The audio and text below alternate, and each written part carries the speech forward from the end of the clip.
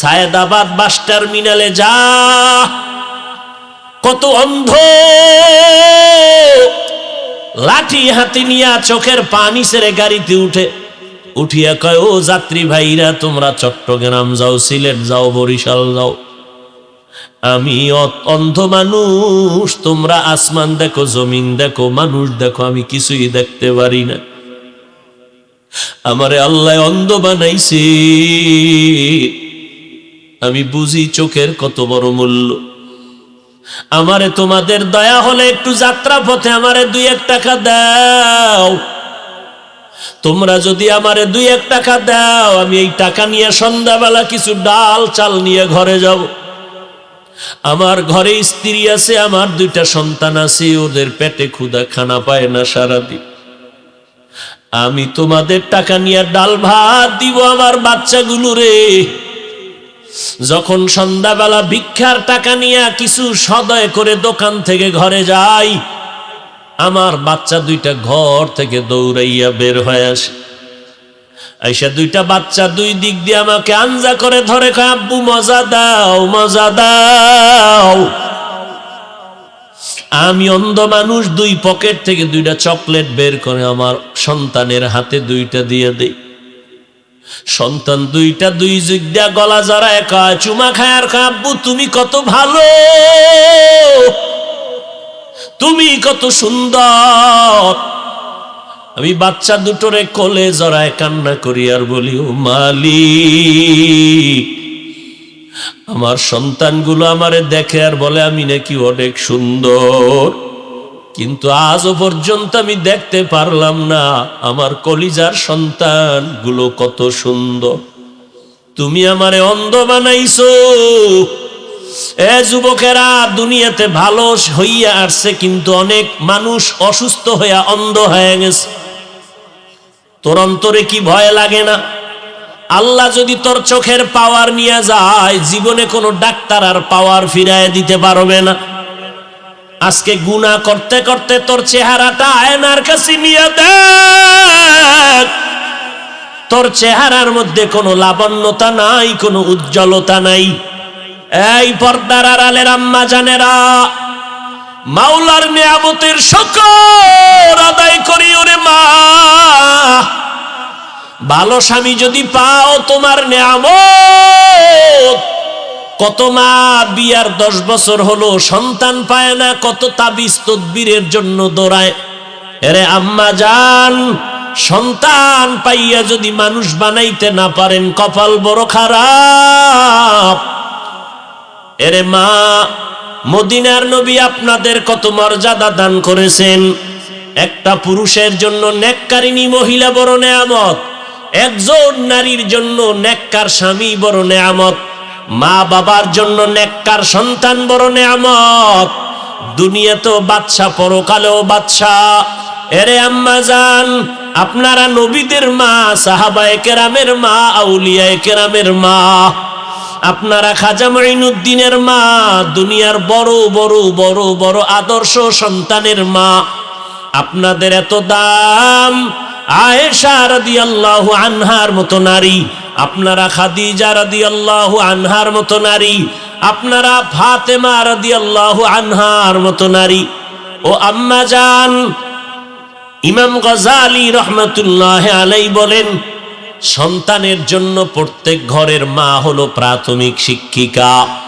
কারণ সন্তান বাবার তুলনায় মাকে ফলো করে চলে বেশি, সন্তান বাবার তুলনায় মায়ের কাছে সময় ব্যয় করে বেশি। এই জন্য বাবার তুলনায় মাকে আদর্শ ঠিক রাখিয়া চলতে হবে। মার আদর্শের কারণে সন্তানগুলো ভালো হয়ে যাবে। এরে আম্মা জান, এখনো সময় আছে, তওবা করে ভালো হবেন। আপনার সন্তানকে আমি বলি না হাফেজে কোরআন বানাবেন, আপনার সন্তানকে বড় আলেম বানাইবেন, এত চাপ দিয়া আমি বলি না। এটা আপনার ইখতিয়ার, বানাইবেন কিনা। কিন্তু আমি অনুরোধ করব রে মা, আপনার সন্তান ডাক্তার হবে, আলহামদুলিল্লাহ, দোয়া করি। আপনার সন্তান ইঞ্জিনিয়ার বানাবেন, আলহামদুলিল্লাহ, দোয়া করি। আপনার সন্তান ডাক্তার হবে, ইঞ্জিনিয়ার হবে, প্রফেসর হবে, আপনি বানাইবেন, আমি দোয়া করি। বানান, তবে বেয়াদবি যেন না হয়। আপনার সন্তানকে ডাক্তার বানাবেন, তবে বেয়াদবি বানাবেন না। ইঞ্জিনিয়ার বানাবেন, তবে বেয়াদব বানাবেন না। আপনার সন্তান ডাক্তারি করবে, সন্তানের ব্যবহারে যেন মানুষ কষ্ট না পায়, সন্তানের কথায় যেন আলেম ওলামার কলিজায় ব্যথা না যায়, সন্তানের ব্যবহারে যেন মা বাবার অন্তরে কষ্ট না যায়। আদর্শ সন্তান বানায় যান। মরিয়া গেল সন্তান কোরআন শিখবে, কোরআন পড়বে, দোয়া করবে। অতএব ডাক্তার পড়তে গেলে কোরআন পড়া যাবে না, এটা হতেই পারে না। ইঞ্জিনিয়ারিং পড়াইতে গেলে যে কোরআন শিখতে পারবে না, এটা হতেই পারে না।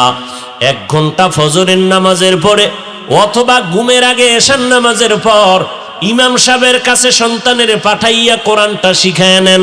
এটা কত সহজ। এরপরে ডাক্তার হবে আলহামদুলিল্লাহ, ডিসিএসপি আইজি হবে আলহামদুলিল্লাহ, এমপি মন্ত্রী হবে আলহামদুলিল্লাহ। আপনি মরিয়াও যদি যান, সন্তান ডিসির চেয়ারে বসিয়াও কোরআন পড়ে মায়ের জন্য দোয়া করবে। এজন্য আল্লাহর নবী বলেন, আদ-দুনিয়া কুল্লুহা মাতা ওয়া খায়রু মাতা'id দুনিয়া লিমরাতুস সালিহা। দুনিয়ায় যা কিছু আছে সব হলো সম্পদ, আর এই সম্পদের মধ্যে দামি সম্পদ হলো নেককারিনী নারী। এই আম্মা জান, ও এলাকার মুসলমান, যারা 5 বেলার নামাজ পড়নেওয়ালা একটা স্ত্রী ঘরে পাইছেন, সেজদায় পড়ে দোয়া করেন, শুকর আদায় করেন, আপনার মতো ভাগ্যবান পুরুষ এই জমিনের মধ্যে নাই। এরে আল্লাহর বান্দারা, কিন্তু কপাল খারাপ, মাওলায় অনেক সময় অনেকের নেয়ামত দেয় পরীক্ষার জন্য। বান্দা পরীক্ষায় নেয়ামত ধরে রাখতে পারে না, বরং পাইয়া আরো গাদ্দারি করে। গরিবী হালাতে খুবই মাওলারে ডাকছে, মাওলায় যখন টাকা দিছে মাওলারে ভুলে গেছে। আছে না নাই? আরে আল্লাহর বান্দা, যখন তোমারে কেউ চিনত না, তুমি অত্যন্ত দুর্বল। এখন তোমারে আল্লাহ পাক চেয়ারম্যান বানাইছে, মেম্বার বানাইছে, ভালো আলেম বানাইছে, মাদ্রাসার বড় ওস্তাদ বানাইছে, কিন্তু এখন তোমার ব্যবহার শুনলে মানুষ কষ্ট পায়। তোমার জবানে এখন মিষ্টি নাই, শুধু আঘাত আর আঘাত। আল্লাহর বান্দাকে আমার আল্লাহ একটা নেককারিনী মহিলা দান করছেন স্ত্রী রূপে, কিন্তু লোকটা বড় গাদ্দার, ভালো স্ত্রী পাইয়া নিয়ামত ধরে রাখতে পারে নাই। ওই আল্লাহর বান্দি ভালো বাবার সন্তান, ঘরে আসছে 5 বেলার নামাজ, 1 বেলার নামাজও বন্ধ নাই।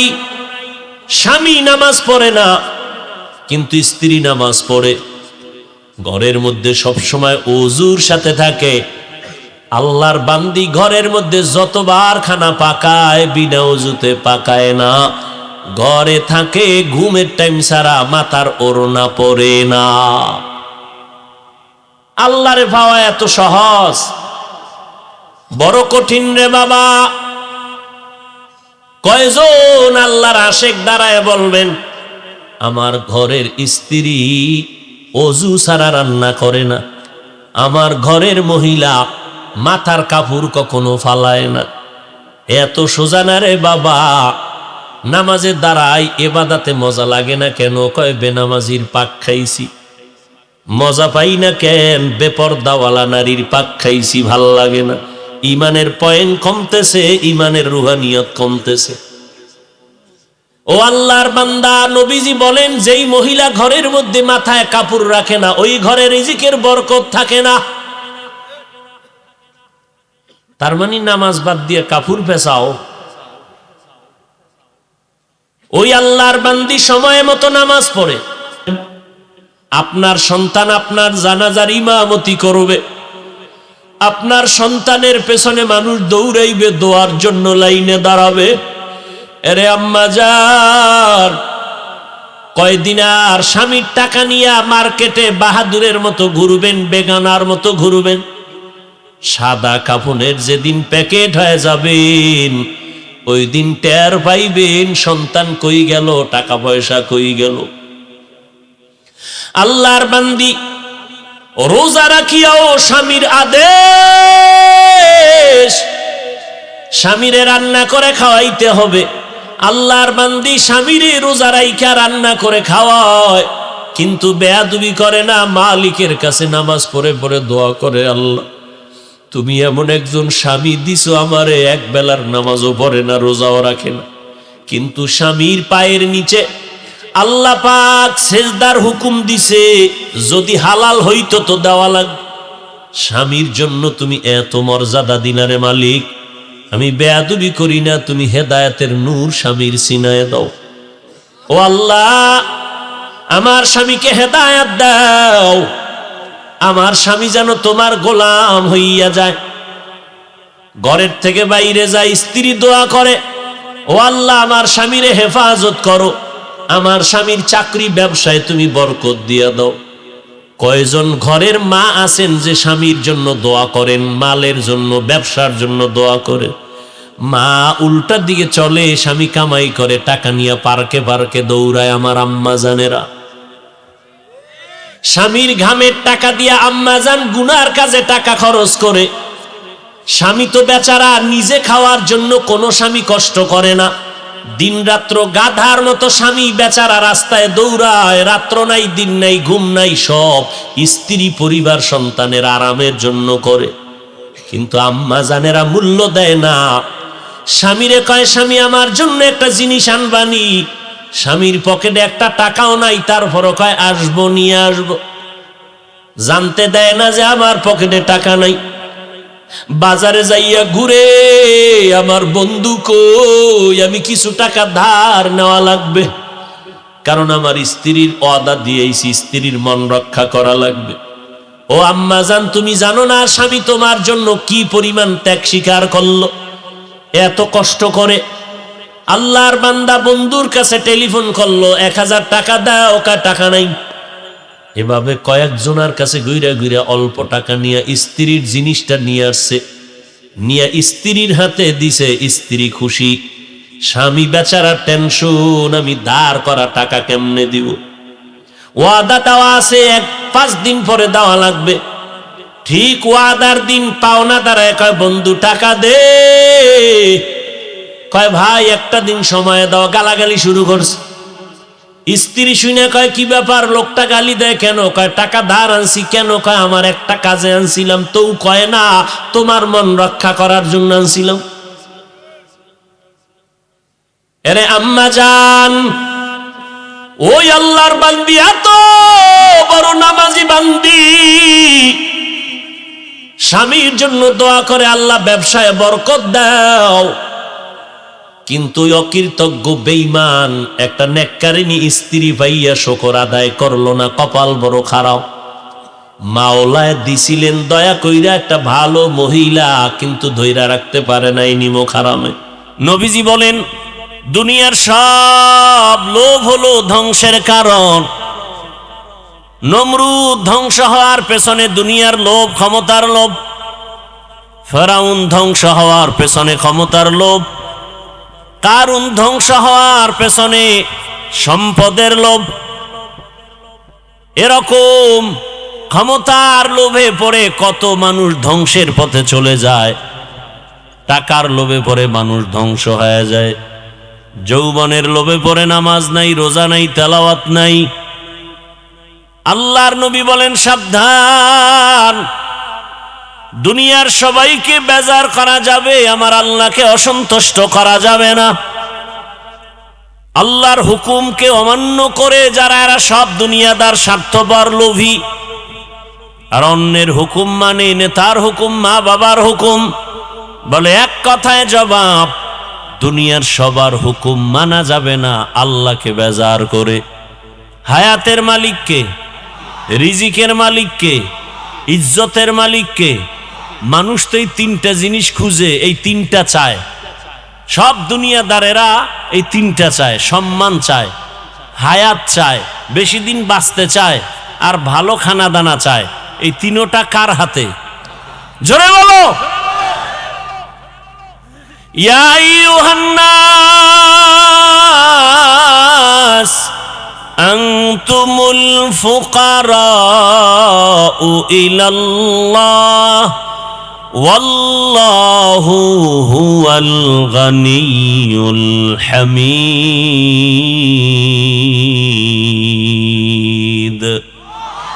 गर तवक्कुल मी कुनी हर सुबह शाम मेरा सानाद रिस्क़े तू अज़ला मकाम जुज़बा हक़ची ज़े मखा अज़ इंसो जा फज़ले उआ मस्ते दर जुमला जहां। उलामाए केरामेर काছে আল্লাহর কোরআন আর হাদিস আর ইসলাম কিয়ামতের আগের দিন পর্যন্ত আর কোনদিন নবী আসবেন না দাওয়াত দিতে, সাহাবায়ে কেরাম আসবেন না, আইম্মায়ে কেরাম আসবেন না, বড় বড় বড় বড় আল্লাহওয়ালারাও আসবেন না। কিয়ামত পর্যন্ত এই জাতিকে শান্তির ঠিকানা দেখাবেন, জান্নাতের নিরঙ্কুশ পথ যারা দেখাবেন তারা একমাত্র উলামায়ে আহলে হক। কারা কারা? আহলে হক শব্দটা বলবেন, কারণ ওলামাদের মধ্যে বিশাল এক বাহিনী আছে, এরা বাতিল নাই? বিশাল এক বাহিনী রাসূল বলে গেছেন ১৫০০ বছর আগে, আলেমদের মধ্যে এক বাহিনী হবে তারা বাতিল। নাম দিবে আলেম, কাজ করবে আল্লাহর বিরুদ্ধে, কোরআনের বিরুদ্ধে, ইসলামের বিরুদ্ধে। এজন্য সাবধান, উলামায়ে আহলে হক এদের কাছে শান্তির ঠিকানা আর কারো কাছে নাই। আপনি মানেন কি না মানেন সেটা আপনার বিষয়, তবে আলহামদুলিল্লাহ উলামায়ে কেরামের মেহনতের ফলাফল একেবারে খারাপ না। আজ বাংলা জমিনে তাকায়া দেখো, ও আমার কলিজার যুবক, তোমার লাইনের বহু যুবক জেনারেল পড়ুয়া, স্কুল কলেজে পড়িয়াও উলামায়ে কেরামের সোয়াবে নামাজি হয়ে গেছে। আছে না নাই? তোমার কপাল কেন খারাপ? তুমি কেন নামাজ পড়তে পারো না রে বাবা? তোমার মতো যুবক র্যাব, আর্মি, পুলিশ, বিডিআরের চাকরি করে নামাজি দাড়িওয়ালা, ওসি, ডিসি, এসপি, ৫ ওয়াক্ত নামাজি দাড়িওয়ালা, তুমি কেন পারো না? তোমার মতো যুবক জেনারেল লাইনে পড়িয়া নদীর মধ্যে মাছ ধরে নামাজ পড়ে, কৃষি কাজ করে নামাজ পড়ে, শ্রমিকের কাজ করে নামাজ পড়ে, তুমি কেন পারো না রে বাবা? ব্যবসা করে নামাজ ছাড়ে না, চাকরি করে নামাজ বাদ দেয় না, তুমি পারো না কেন? মনে মনে ভাবছো কি ইসলাম মিথ্যা, কোরআন মিথ্যা? তো একটা প্রমাণ দাও। ১৫০০ বছর পর্যন্ত কত মহাপণ্ডিতেরা কোরআনের ভুল বের করার অপচেষ্টা করেছিল, আজও পর্যন্ত একটা ভুল বের করতে পারে নাই। বরং বহু বিধর্মীরা কোরআনের কাছে মাথা নত করে কালেমাওয়ালা হয়ে গেছে। কিন্তু মুসলমান সন্তান, তোমাকে এত বয়ান দেওয়ার পরেও তুমি কেন নবীর আদর্শওয়ালা হতে পারো না? ঢাকা কলেজের বারান্দায় গিয়া দাঁড়াও, তোমার মতো যুবকরা কলেজে ক্লাস করে, মাথায় পাগড়ি, বড় দাড়ি, বড় জামা, পেছন দিক থেকে তাকালে মনে হয় মসজিদের কোন খতিব, অথচ আরবি পারে না। এই হালাত কেন? বলে উলামায়ে আহলে হকের ছোঁয়া। কি ভাই, কই ভাই তুমি দাড়ি রাখো না কেন? কয় দাড়ির মধ্যেই কি ইসলাম? তাহলে দাড়ি বাপ। ও ভাই টুপি পরো না কেন? কয় টুপির মধ্যেই কি ইসলাম? তো টুপি বাপ। ভাই মদিনার পোশাক পরো না কেন? পোশাকের মধ্যেই কি ইসলাম? তাহলে পোশাকও বাপ। ভাই পর্দা করো না কেন? পর্দার মধ্যেই কি ইসলাম? পর্দাও বাপ। তো ইসলাম কই? এটা হাওয়ায় চলে, হাওয়ায়, হাওয়াই ইসলাম। দাড়ি ছাড়া, টুপি ছাড়া, পোশাক ছাড়া, পর্দা ছাড়া, আল্লাহর বিধান ছাড়া কোনোদিন ইসলাম হতে পারে না, কোনোদিন হতে পারে না। আমরা দাড়িওয়ালা ইসলাম চাই, আমরা টুপিওয়ালা ইসলাম চাই, মদিনার পোশাকওয়ালা ইসলাম চাই। কথা বলেন না কেন? একটা লোক দাঁড়ায় বলো যে দাড়ি কাটলে দুনিয়ার লাইনে কিছু ফায়দা আছে। আল্লাহর কসম আমি দাড়ি কেটে ফেলবো। একজনে বলো দাড়ি কাটলে যৌবন বাড়ে, চেহারা সুন্দর হয়। একশোরায় কয় দাড়ি কাটছি কেন, চাকরি থাকে না। আল্লাহর বান্দা, তুমি যদি দাড়ি রাখলে চাকরি করা যায় না, সেই চাকরি করো কেন? গর্তের পিপিলিকার রিজিক কে দেন? নদীর মাছেরে কে খাওয়ায়? সমুদ্রের প্রাণী কে খাওয়ায়?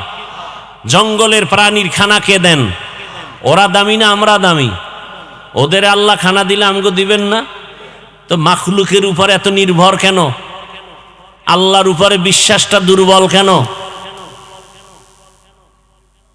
র্যাব, আর্মি, পুলিশ, বিডিআর এর মধ্যে দাড়িওয়ালা নাই, তো তোমার সমস্যা কি? দাড়ি কাটা ছাটা দোনোটা কবিরা গুনাহ, হারাম। 24 ঘন্টার সেকেন্ডে সেকেন্ডে সেকেন্ডে অল টাইম গুনাহ।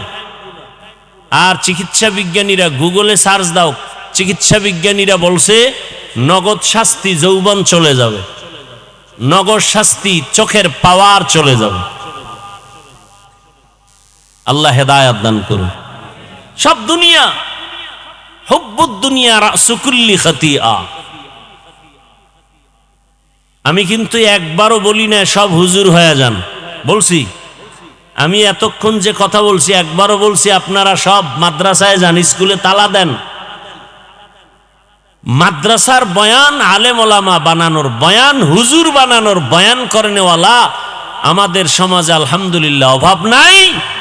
দ্বিতীয়ত, আমার দেশে আলেম ওলামা, পীর মাশায়েখ, মুফতি মুহাদ্দিসেরও অভাব নাই।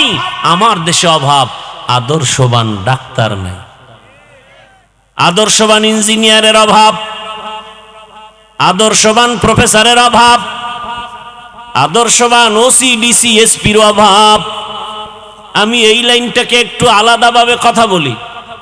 ও আমার কলিজার যুবক, আজ আমার দেশের ভেতরে থানা, জেলা, ওসি ডিসি এসপি যদি 5 ওয়াক্ত নামাজি হতো, কোরআনের বয়ান চলতো, কোন সুদখোর থেকে অনুমতি নেওয়ার প্রয়োজন হতো না।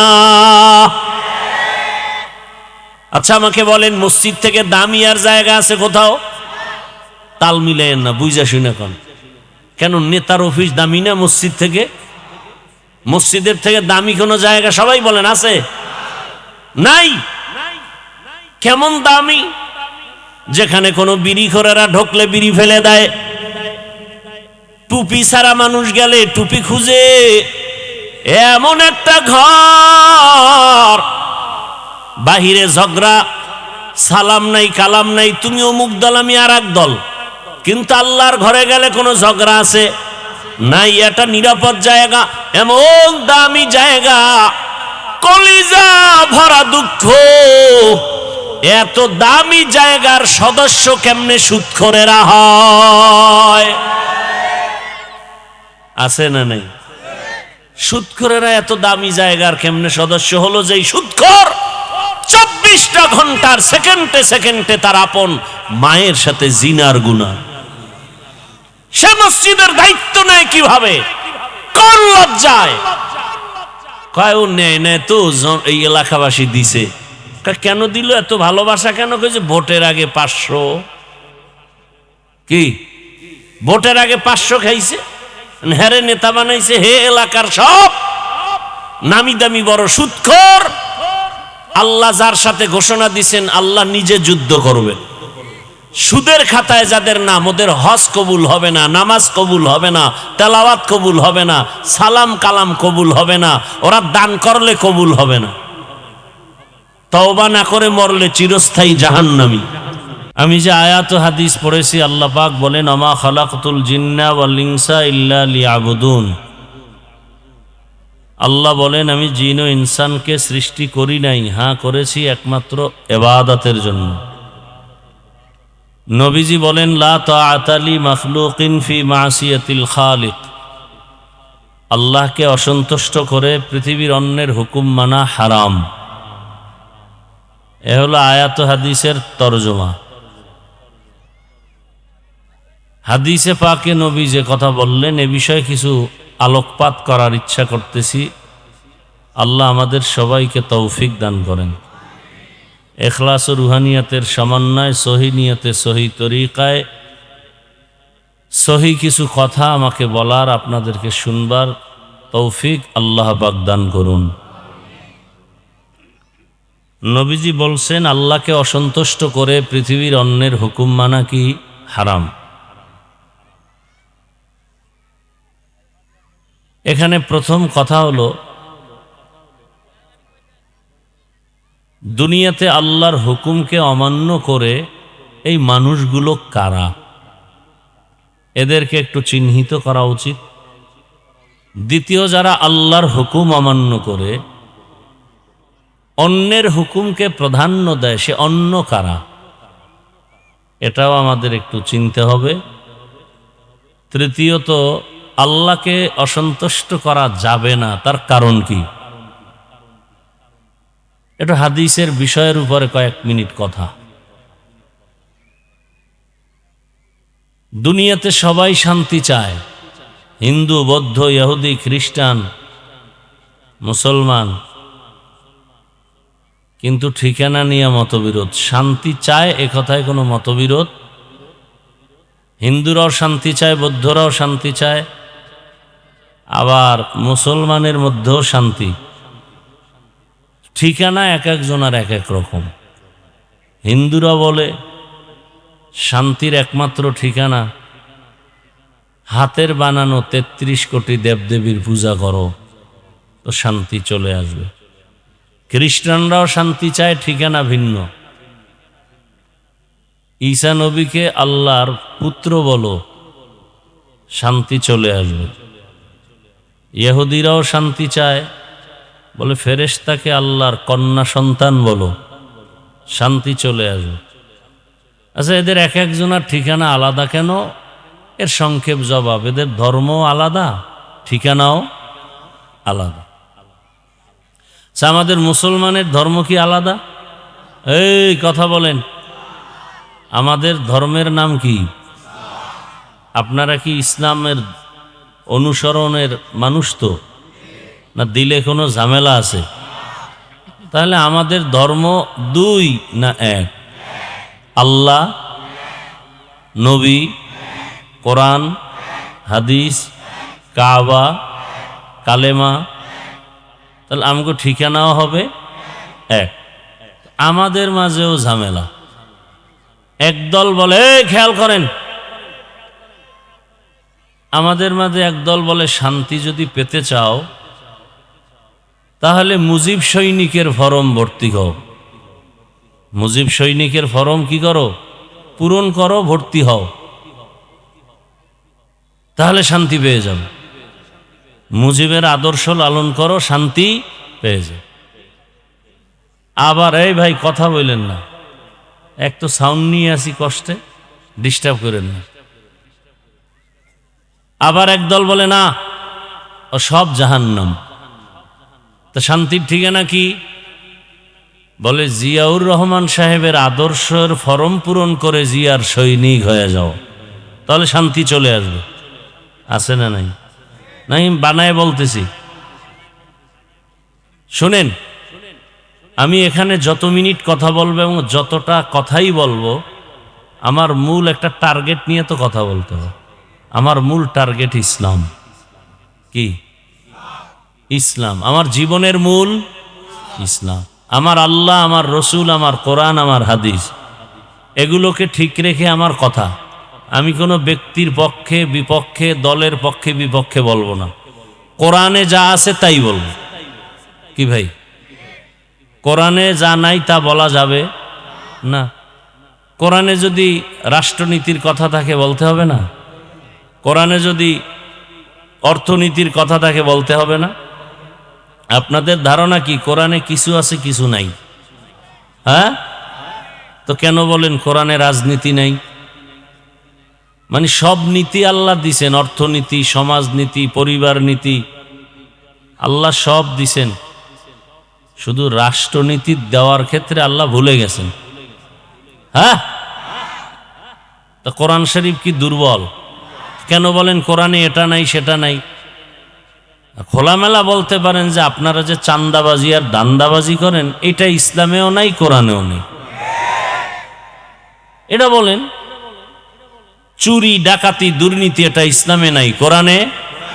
সুদ ঘুষ হত্যা খুন ধর্ষণ এগুলো ইসলামে কোরআনে নাই, এগুলো বলেন। সুলাইমান পয়গম্বর গোটা দুনিয়া পরিচালনা করেন নাই, এটা কোরআনে আছে। ইউসুফ নবী মিশরের অর্থমন্ত্রী হয়ে দায়িত্ব পালন করেন নাই, কোরআনে আছে। আপনার আমার রসুল মদিনার রাষ্ট্র পরিচালনা করেন নাই, কেন বলেন ইসলামে রাজনীতি নাই? হ্যাঁ, আপনার মতো নাপাক রাজনীতি ইসলামে নাই। ইসলামের রাজনীতি হলো পৃথিবীর শ্রেষ্ঠ এবং পবিত্র রাজনীতি, যেই রাজনীতির অনুকূলে আসলে এই দেশও ঠান্ডা, জাতীয় ঠান্ডা। বিন্দু থেকে বিন্দু কোনো অশান্তির আগুন নেই। দুনিয়াতে অশান্তির আগুন জ্বলবে, নিভানোর জন্য দিছে আল্লাহ ইসলাম। দুনিয়ার সব আগুন নিভানোর একটাই মেডিসিনের নাম ইসলাম। আলোচনা নাই, বুঝি না, এজন্য উল্টাপাল্টা মন্তব্য করি। আল্লাহ আমাদের বুঝার তৌফিক দান করেন। হুজুর কোরআন হাদিসের বাইরে ওয়াজ করবেন না। কোরআন হাদিসের বাইরে, কোরআন হাদিসের বাইরে কি ওয়াজ আছে? এই তারছেরা মানুষগুলো আসলে স্বার্থপর, দুনিয়াদার। কোরআন হাদিসের বাইরে বয়ান করবেন না বলে বুঝাচ্ছে যে আপনি যা মনে চায় তাই বলেন। আমি গায়রুল্লাহর গোলামি করি, এর বিরুদ্ধে বলবেন না। আমি সুদ খাই, এর বিরুদ্ধে বলবেন না। আমি ঘুষ খাই, এর বিরুদ্ধে বলবেন না। আচ্ছা বলেন তো, কোরআন হাদিস কি সুদখোরের পক্ষে, ঘুষখোরের পক্ষে, চান্দাবাজের পক্ষে, ধান্দাবাজের পক্ষে? সত্য কথাটা বলেন। এখানে অনেকে দাড়ি নাই, টুপি নাই, নামাজ নাই, এরকম লোক আছেন না? আল্লাহকে সাক্ষী রেখে বলেন আল্লাহকে ভালোবাসেন। আমি সেই কথাই বলতেছি। আমি কোনো দলের দায়িত্বশীল না, আর দালাল হয়েও আসি নাই। আমি কোরআনে যা আছে তাই বলতেছি। কোরআন হাদিস কি বেনামাজির পক্ষে? বলেন। খুনি ধর্ষকের পক্ষে? তা কোরআন হাদিস অনুযায়ী বয়ান করলে তো আমাকে সুদখোরের বিরুদ্ধে বয়ান করতে হবে।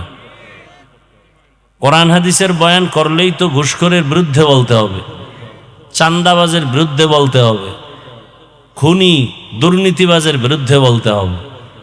এটাই তো ইসলাম। বড় কঠিন হালাত। তাহলে শান্তি সবাই চায়, ঠিকানা নিয়ে কি দ্বন্দ্ব? আল্লাহ সবাইকে সহি বুঝ দান করেন। সবাই আমরা কম বেশি বয়ান জানি, শুধু বুঝের অভাব। কিসের অভাব? দেখেন, আপনিও মুসলমান, আমিও। আপনাদের আল্লাহ আমার আল্লাহ, আপনার আমার কোরআন, কাবা এক, ধর্ম এক, কালেমা এক, সব এক। তাহলে আপনি টুপি পরেন না, আর আমি টুপি ছাড়তে চাই না, লজ্জা। আর আপনি টুপি পরতে চান না। আমি দাড়ি কাটতে চাই না, লজ্জা। আর আপনি দাড়ি রাখতে চান না, লজ্জা। আমি মসজিদে না ঢুকলে লজ্জা, আর আপনি ঢুকতে, আপনি ভিআইপি মুসলমান। আমি পর্দা না করলে লজ্জা পাই, আর আপনি পর্দা করতে গেলে লজ্জা পান। হ্যাঁ, বড় কঠিন হিসাব। আপনাকে টুপির জন্য আলাদা বয়ান দিতে হচ্ছে। একই আল্লাহর গোলাম মুসলমান, আপনাকে দাড়ির জন্য আলাদা বয়ান দিতে হয়। তাও আপনি মেনে নেন না, মনে মনে আবার রাগ করেন। এই বয়ান কেন করে? আপনার ইমার্জেন্সি রুগী, যেই ঔষধ, রোগটা মারাত্মক, এর ঔষধই তো দিতে হবে আগে। আল্লাহ হেদায়াতের দৌলত দান করেন। তো নবী বলেন আল্লাহকে অসন্তুষ্ট করে ভিন্ন কারো হুকুম মানা যাবে না। যেই লোকগুলো আল্লাহর হুকুমকে অমান্য করে অন্যের হুকুম মানে, তারা কারা? এক কথায় জবাব, তারা দুনিয়া লোভী, স্বার্থপর। তারা দুনিয়া লোভী, স্বার্থপর। রসূল এক হাদিসে বলেন, قال النبي صلى الله عليه وآله وسلم حب الدنيا رأس كل خطيئة দুনিয়ার লোভ আর ভালোবাসা সব ধ্বংসের কারণ। দুনিয়ার লোভ ধ্বংসের কারণ। এই লোভ আবার তিন প্রকার: হুব্বে যা, হুব্বে মাল, হুব্বে নিসওয়ান। সম্মানের চেয়ারের লোভ, টাকা পয়সা সম্পদের লোভ, যৌবনের লোভ। কয়টা হইল? খুব খেয়াল করিয়েন। সারা দুনিয়ার মানুষ এই তিন লোভে আটকাইলেই আল্লাহকে ভুলে যায়, মানবতা হারিয়ে ফেলে। কয় লোভ? কোরআনে আছে এক বেঈমান ফেরাউনের নাম নমরুদ। নিজেরে খোদা দাবি করলো ফেরাউন, আনা রব্বুকুমুল আলা। একমাত্র ক্ষমতার লোভে পড়ে। কিসের লোভে? প্রবাদ আছে, লোভে পাপ পাবে। ফেরাউনের সব ধ্বংস হলো পরিণামে। নমরুদ ক্ষমতার লোভে পড়ে আল্লাহকে মেরে ফেলার জন্য রেডি হয়ে গেল। সেই নমরুদকে আল্লাহ যে সাইজ করলেন, কত লাখ ফেরেশতা লাগছে? লাগছিল একটা অসুস্থ মশা যথেষ্ট। কারুন মুসা নবীর সাথে বেয়াদবি করলো, আল্লাহর বিরুদ্ধাচরণ করলো। কিসের লোভ? সম্পদের লোভ।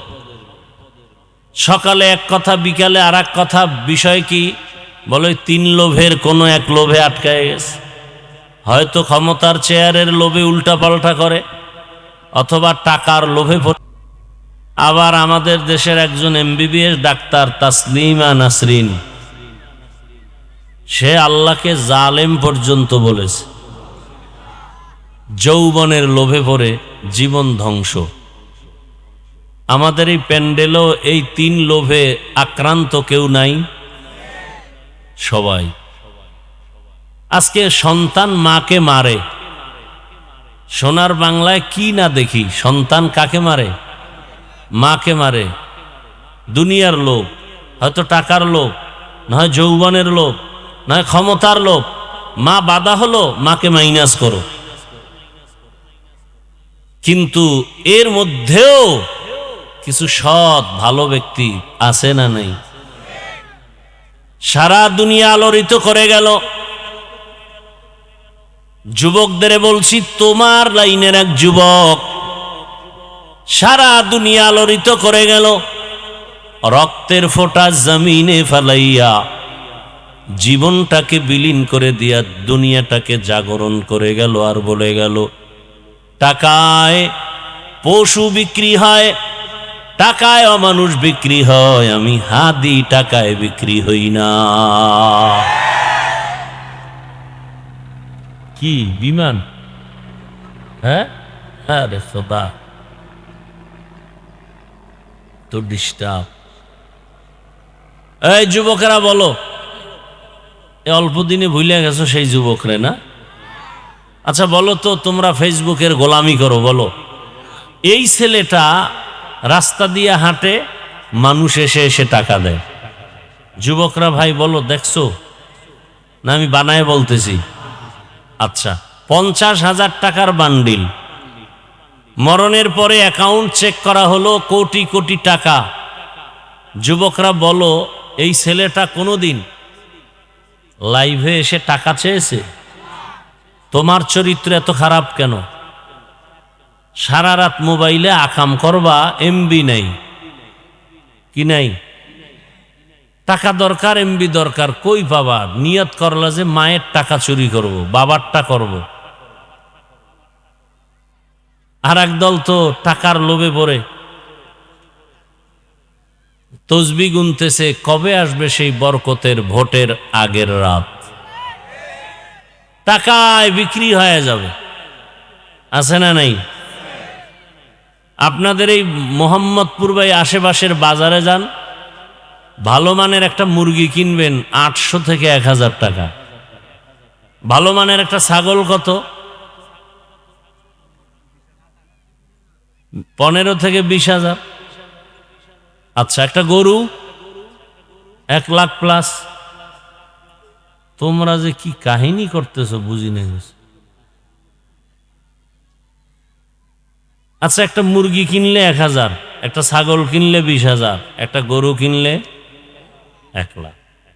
আর আমার সোনার বাংলার মানুষ আশরাফুল মখলুক, এরা ভোটের আগের রাত্রে বিক্রি হবে বাজার দরে 500 টাকায়। কয় টাকায়? তার মানে হইল ছাগলের সমানও দাম নাই। এটা ছাগলের চেয়েও খারাপ, এটা গরুর চেয়ে খারাপ, এটা শুকর চেয়ে খারাপ, এটা কুকুরের চেয়েও খারাপ। ওই 500 টাকা না খাইয়া বাথরুমে গিয়া এরপর ময়লা খাইও 10 গ্রাম, পরে বাজারে গিয়া হালাল সাবান দিয়ে কুলি করিও। নির্লজ্জ, সরকারকে গালি দেয়, চেয়ারম্যানকে গালি দেয়, এমপিকে গালি দেয়, কয় আমগো বরাদ্দ সব খেয়ে ফেলে। সরকারের পক্ষে বা চেয়ারম্যান প্রার্থী আগে খায় না, জনগণ খাইয়া ওরে শিখায়, তুমিও খাইও। কথা ঠিক না? বিড়ালের শুটকি দেখাইছে আর দোষ নাই, বিড়াল খাইলো কেন শুটকি, এর জন্য 14 বছরের জেল। তুমি যে চেয়ারম্যানের ভোটের আগে টাকা খাইয়া চেয়ারম্যানকে ফকির বানায় দিলা, এতে দোষ নাই। চেয়ারম্যান চেয়ারে বয়া তোমারটা খায় কেন, সেই দোষ। জনগণ হারামি হলে নেতারাও হারামি হয়। জনসাধারণ মানুষ যদি নামাজি হয়, নেতারাও নামাজি হতে বাধ্য। চেয়ারে বয়ে মদ পান করে কেন, কয় জনগণেও মদ পান করে। গাছ যেমন ফল তেমন। আমি ভালো মানুষ, আমি নামাজি, আমি চোরকে কোনোদিন সাপোর্ট দিব না। তাহলে চোর আমার সামনে নেতৃত্ব দিবে কিভাবে? ওই 500 টাকার লোভে। কিছুদিন পরে দেখে নিজের বউয়ের উপরে হামলা, মাইয়ার চরিত্রের উপরে হামলা। চিল্লায় এমন কেন? বলে 500 টাকায় সব কিনে নিয়েছি না তোর 14 গোষ্ঠী। ভোটের আগের রাত্রে তোর ইজ্জতকে কেনা হয়েছে 500 টাকায়। এরা মানুষ না, এরা অমানুষ। মানুষ কোনোদিন টাকায় বিক্রি হতে পারে না। আফসোস, বড় আফসোস। আপনি একটা ভোট দিবেন আমানত, তবে আপনি ভোট যাকে দেন ভালো করে মনে রাখবেন, লিখে রাখবেন, বাধাই করে রাখবেন, শান্তির একমাত্র ঠিকানার নাম ইসলাম। যতদিন পর্যন্ত জমিনে ইসলাম আসবে না, ততদিন পর্যন্ত জমিন শান্ত হবে না। আর ইসলাম কি কোরআন হাদিসের মধ্যে না বাইরে? বাইরে। আচ্ছা, কোরআন হাদিস ভালো বুঝে কারা? ডাক্তার, প্রফেসর না ওলামায়ে কেরাম? ওলামায়ে কেরামের কাছে কোরআন আছে, হাদিস আছে। এরা কোনোদিন কারো উপরে জুলুম। 5 টাকা হাতে আছে, 2 টাকা রাইখা 3 টাকা আলেম ওলামারা রোহিঙ্গা ক্যাম্পে দিয়েছিল। বিনিময়ে কিছু চাইছে? সরকার একটা বাহবাহাও দেয় নাই, দিছে। আর বাকি যারা টাকা দিছে, হুজুর সারা, আলেম ওলামা সারা, এরা টাকা দেওয়ার পরে কিছুদিন পরে ফরম নিয়ে হাজির, আমরা এনজিওর মাস্তান, ফরম পূরণ করো। সব রোহিঙ্গা ক্যাম্পওয়ালাদেরকে এনজিওর সদস্য বানায় দিস। আলেম ওলামারা নিঃস্বার্থেই জাতির জন্য খেদমত করেছে। গতকাল এক ব্যক্তির বক্তব্য শুনলাম, জেনারেল লাইনের অনেকে তার ফলোয়ার, অনেকে চিনে, আমি নাম বলবো না। সে বলে আলেমরা কি করেছে? আমি বলবো আলেমরা কি করে নাই। আলেমরা যা করেছে এই জাতির জন্য, দেশের জন্য, অন্য কেউ করে নাই। সব চান্দাবাজ আর ধান্দাবাজ। ওলামায়ে কেরাম যা দিয়েছে জাতিকে আর কেউ দেয়নি। সরকারের টাকায় খাওন, পরন, পোশাক, ঘুম, সংসার, সবকিছু। র্যাব, আর্মি, পুলিশ, বিডিআর, প্রশাসন আছে না নাই? এরা জনগণকে ভালো বানাবে, তাই তো? নেশাগ্রস্ত নেশা বন্ধ করবে, বিশৃঙ্খলা সব বন্ধ করবে। 100 বছরেও তারা ওই বেতের বাড়ি আর জেলের মধ্যে নিয়ে আটকায়া রিমান্ডের মার দিয়াও যা পারে না, ওলামায়ে কেরাম চোখের পানি আর তাকওয়ার বয়ান দিয়া তা 1 মাসে পারে। আচ্ছা নগদ একটা উদাহরণ দেই 1 মিনিট। এই যে একটা প্যান্ডেল, আপনারা এখানে আসছেন, বসছেন, কেউ দাঁড়ানো আছেন। আচ্ছা আগামীকাল বা অন্য দিন আপনাদের এই অত্র অঞ্চলের টাকাওয়ালা বাহাদুর দুনিয়াদার, টাকাওয়ালা দুনিয়াদার এরকম একটা সমাবেশ যদি করতে চায়, প্রথমে কি করতে হবে? এই মানুষগুলোকে আসা যাওয়ার ভাড়া দিতে হবে। ঠিক আপনাদের দিছে? দিবে কেউ? সে আশা আছে? নাই। নাম্বার 2, ওই টাকাওয়ালা দুনিয়াদার এখানে আসার পরে মানুষকে বসাবার জন্য ভিআইপি চেয়ার আপনাদের দিছে? ভিআইপি দেয় নাই। 3rd ক্লাসের বিছানা, এর থেকে কোনো নিম্নের বিছানা হতে পারে না। চুপচাপ আপনারা বসে আছেন, কারো কষ্ট আছে? নাই। এরপর চেয়ারে বসাইয়া ওই দুনিয়াদারের প্রথম কাজ হলো এগো নাস্তা দাও। প্যাকেট কম হলেই চেয়ারের বাড়ি, কথা ঠিক নেই? আবার কিছু কুলাঙ্গার এটাকে লাইভ দিয়ে বলবে আমরা কত বড় বেয়াদব তোমরা দেখো। আছে না নাই? আপনাদের এখনো নাস্তা দেওয়া হয়েছে? হবে? আশা আছে? নাই। এরপরে এই মানুষগুলোকে হাজির করার পরে নিয়ন্ত্রণের জন্য কত প্রশাসন, পুলিশ লাগে না? লাগতো। বলেন তো এখানে কোনো নিয়ন্ত্রণের জন্য পুলিশ, র্যাব আছে? নাই। চুপচাপ সবাই বসা, কেউ দাঁড়ানো। এ মুহূর্তে টেলিফোন করলেও কেউ রিসিভ করবে না, কথা ঠিক না? কেটে দিবে। নগদ কিছু দেখানো যাবে না, কোনো হাতেও দেওয়া যাবে না। অধীর আগ্রহে চুপচাপ নিয়ন্ত্রণ যুক্তভাবে সব বসে আছে, কিং কর্তব্য বিমূঢ় হয়ে আছে, কোনো আওয়াজ নাই। নিয়ন্ত্রণের জন্য কোনো পুলিশ নাই, কোনো চিল্লা চিল্লিও নাই। এটা কেমনে সম্ভব? ইসলাম মানলেই সম্ভব। এর নাম ইসলাম, এর নাম। এখানে বিড়িখোর আছে 2-1টা, সম্মানিত বিড়িখোর নাই? আছে। এখানে আসার পরে কয়টা টান দিছে বিড়ি? কেন তাকে কেউ মারবে? মাইকে বলা হয়েছে বিড়ি টানলেই ফিডা, টানে না কেন? সে পরিবেশ আছে। বাসে লেখা ধূমপান নিষেধ, এরপরও কেউ করে। মসজিদে লেখা ধূমপান নিষেধ, কেউ করে। বাসে লেখার পরেও বাধা দিলে থামে না। মসজিদে লেখা নাই, এরপরও কেউ করে না, কারণ পরিবেশ। ইসলাম আসলে গোটা দেশের পরিবেশ এত সুন্দর হবে, বিড়িখোর বলবে এই পরিবেশে বিড়ি পান করা যাবে না, মদখোর নিজে বলবে এই পরিবেশে মদ পান করা যাবে না। এর নাম ইসলাম। ইসলাম আসলে কয় হাত কাটা যাইব, দেশে কোনো হাতই থাকবে না।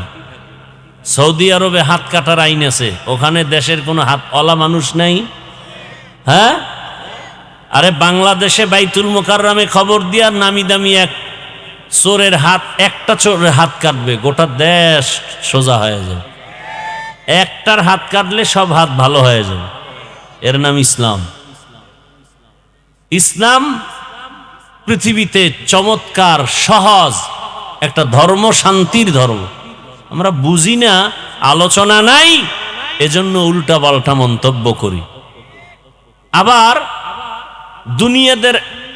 দুনিয়াদার সন্ত্রাসী খারাপ মানুষের একটা নীতি কি, সে যে অন্যায় করে এটা যেন বলতে না পারে, এজন্য অন্যায় এটা আর এক দিকে চাপায়া দেয়। সন্ত্রাসীরা বলে, জঙ্গি যারা এরা বলে মাদ্রাসায় জঙ্গি হয়, তার মানে ওরা যে জঙ্গি এটা যেন মাদ্রাসাওয়ালারা বলতে না পারে। বুঝেন না কথা? চোর অন্যকে চোর সাব্যস্ত করতে চায়, ও যে নিজে চুরি করছে এটা যেন চাপা পড়ে যায়। ইসলামকে সন্ত্রাসী দল বলে আখ্যা দেয় কত বেয়াদবরা, অথচ পৃথিবীতে সব সন্ত্রাসীদেরকে দমন করার একমাত্র মেডিসিন দিয়েছে ইসলাম, তার নাম জিহাদ। জিহাদের আয়াত কোরআনে নাই? তো জিহাদ না মানলে আয়াতগুলো বাদ দাও। কত বড় পাওয়ার আছে দেখি তোমার। আমাদের কাছে অস্ত্র নাই, টাকা নাই, কিন্তু আমাদের মুসলমানের কাছে এমন এক পাওয়ার আছে, যেটা দুনিয়ার কোনো অস্ত্রওয়ালার কাছে নেই। চেয়ারম্যানের চেয়ারের মেয়াদ শেষ, এমপির মেয়াদ শেষ, কোরআন সুন্নাহ যাদের কাছে আছে এদের চেয়ারের কোনো মেয়াদ নাই। এ সম্মান কে দিছেন? জোরে বলেন। আর ভোটের আগে যারা টাকা দিয়ে সম্মান কিনবে এদের হালাত কেমন? প্রথমে ফুলের মালা, বিদায় বেলা জুতার মালা। কথা ঠিক না? আর আমাদের কোনো টেনশন আছে? কে আওয়ামী লীগ, কে বিএনপি, কে জাতীয় পার্টি, কে জাসদ, কে অসৎ, এটা আমি জানারও দরকার নাই। এমপি সাহেব দেখছে, নেতা দেখে কয় হুজুর নাম শুনছি, দেখা হয়ে গেছে, দোয়া করিয়েন। আর আপনারা দলের পিছনে জীবন দিয়া দেন, চেয়ারে বসার পরে দেখা করতে গেলে সিরিয়াল পাইতে 1 মাস। আর আমগো দেখলে কয় হুজুর দোয়া করিয়েন। টাকা দিয়ে কিনছি এ সম্মান, কে দিছেন? আল্লাহর দেয়া সম্মান যদি পান, দুনিয়াতেও বাদশা, আখিরাতেও বাদশা। 10 তলা বিল্ডিং উঠাইছেন, বিল্ডিংওয়ালা বিল্ডিং বাদ দিয়া জঙ্গলে জঙ্গলে ঘুরে, এই বিল্ডিং এ শান্তি আছে? নাই। শান্তির একমাত্র ঠিকানার নাম, যতদিন পর্যন্ত ইসলাম আসবে না, আপনি মানেন আর না মানেন, ততদিন পর্যন্ত জমিনে শান্তি আসবে না। যেদিন ইসলাম আসবে সেদিন শান্তি আসবে। সহজ কথা। আমি আপনাকে মুসলমান হিসেবে কথাগুলো বলছি, আপনি কোন দল করবেন না করবেন সেটা আপনার ব্যাপার, কিন্তু এই কথা আপনি ভালো করে লিখে রাখবেন, শান্তির ঠিকানার নাম